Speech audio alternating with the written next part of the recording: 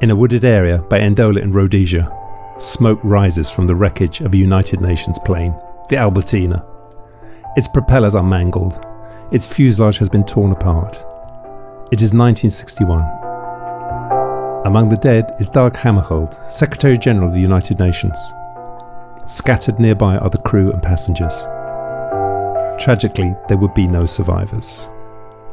Officially, it was pilot error, a plane lost in the dark. Bad luck in Africa. But over time, the idea that this was an accident has grown harder to accept. That night, people saw other aircraft in the sky and flashes of light. Some claim the victims had bullet wounds.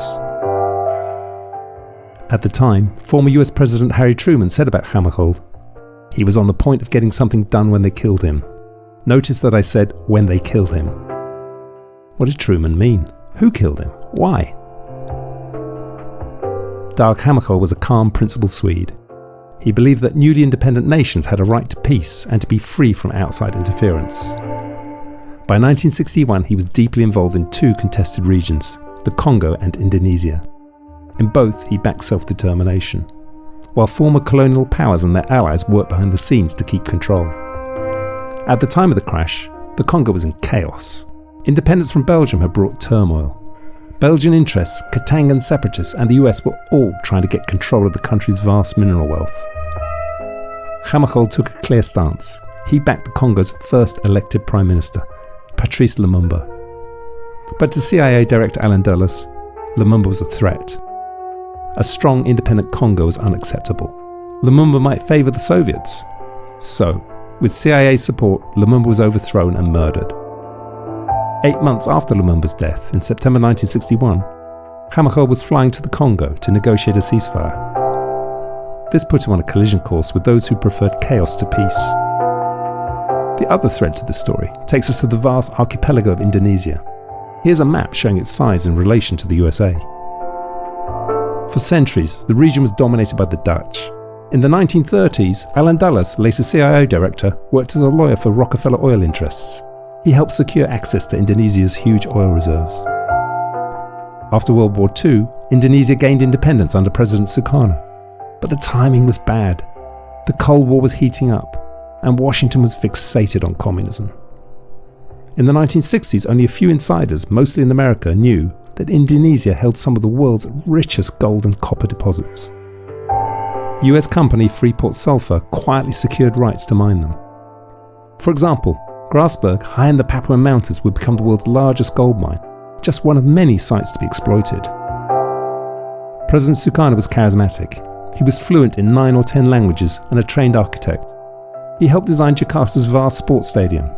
He painted delicate watercolours of Indonesian landscapes. By contrast, this image is one Sukarno created while he was imprisoned by the Dutch. His crime? Seeking independence for his country. After independence in 1945, Sukarno became the country's first president. Politically, he walked a careful middle road.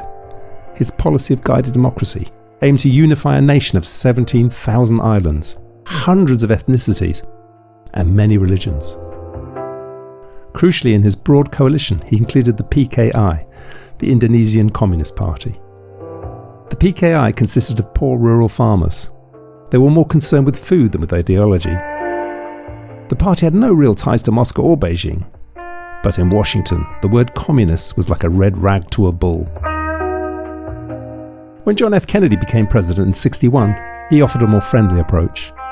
He supported Sukarno's independence and spent time with him in Washington. He even planned a state visit to Indonesia in 1964. JFK's assassination in 1963 stopped this and put the Cold War hardliners back in control. Years before JFK took office, the CIA was already backing armed rebellions against Sukarno.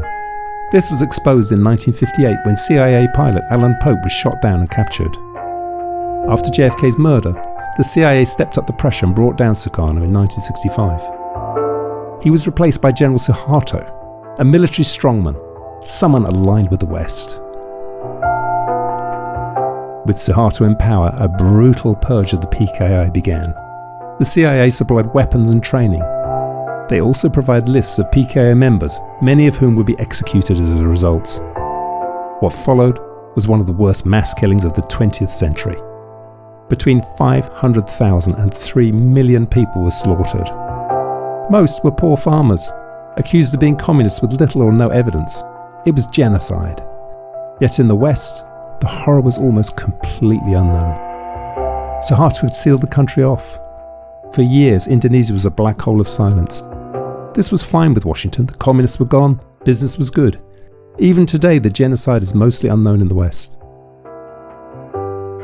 So where does Dag Hammarskjöld fit in?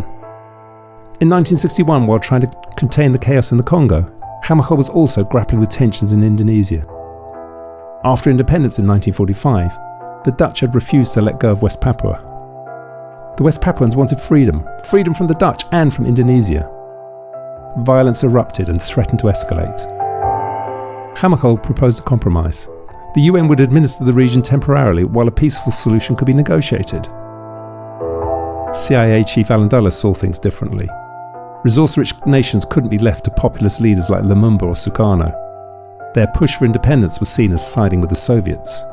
If you aren't with us, you must be against us, was the message. The CIA's covert, violent methods stood in stark contrast to Hammarskjöld's belief in negotiation. But after his death, the imperialists were no longer restrained. From polished conference tables in Washington, decisions were made that would devastate countless lives. The circumstances of Hammarskjöld's death remain a mystery. Was the altimeter tampered with? Was there another aircraft following the Albertina? Were shots fired? Intelligence agencies still refuse to release information despite UN requests. Despite multiple inquiries, there is no firm conclusion. Perhaps the truth is too difficult to face. Hammarskjöld's death, like Kennedy's 2 years later, cleared the path for imperial interests. Both men challenged Cold War logic. Both championed diplomacy over violence. Both stood against the exploitation of newly independent nations. Both died prematurely. At the pinnacle of Western power in the years leading up to these tragedies was President Eisenhower, the general-turned-politician. He had commanded vast armies and had made decisions where mass death was expected, even intended. Perhaps it was a mistake to appoint such a person as a peacetime leader. After the Second World War, people sought peace, but instead became embroiled in more killing. What if Hammarskjöld had been allowed to continue his mission, supporting nations like Congo and Indonesia in their first steps of self-rule? The story of the 20th century might have been very different. Perhaps the genocide in Indonesia would have been avoided. Perhaps the Congo would not have descended into never-ending conflict and exploitation. The horrors of the 1950s and 60s were carried out with little public awareness. Then, a few powerful media outlets monopolised the news and asked too few questions. Ordinary people could honestly say, "We didn't know." But today, in the online age, the truth is no longer buried so deep. The outlines of once hidden stories are now clear for those who care to look. Stories like that of Dag Hammarskjöld, his efforts for peace, and the murky circumstances of his death. We can't undo the past, but we can stop pretending that it didn't happen. We fool ourselves if we think these demons of the past quietly faded away. Because they didn't. Industrialised greed and savagery are still alive and kicking, and they are still monetised. Governments continue to wage war on our behalf. They say it's for freedom and democracy. Or is it weapons of mass destruction? Terrorists must be stopped, or a wicked leader must be dealt with. By now, we should all recognise the script. Today, ignorance of these things is increasingly a choice. We can look the other way as our governments use phony narratives to promote war. Or we can take a stand and say no, no more.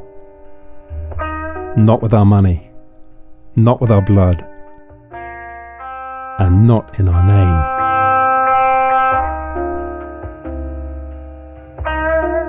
This was History in Bites. Thanks for watching.